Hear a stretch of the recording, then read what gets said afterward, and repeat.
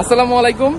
আমি এখন যে জায়গায় আছি, আমার হাতের বাম পাশে হচ্ছে বারবকুণ্ড আর আমার এই পাশে হচ্ছে সীতাকুণ্ড। ঠিক মাঝখানে আপনি যখন চিটংয়ে যাবেন, হাতের বামে আপনার অনেকগুলা সীতাকুণ্ডের পাহাড় দেখতে পারবেন।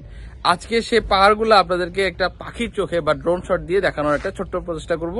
যখন আমরা সীতাকুণ্ডে গেছিলাম বা হচ্ছে যে বারবকুণ্ডের ওদিকে গেছিলাম, মিরসরাই ইকোনমিক জোন থেকে যখন ফিরতেছিলাম, এই জিনিসগুলো আপনাদের জন্য স্পেশালি ধারণ করছি। দেখা যাক এই জিনিসগুলো কতটুকু আপনাদেরকে দেখাতে পারি। আশা করি আপনাদের ভালো লাগবে।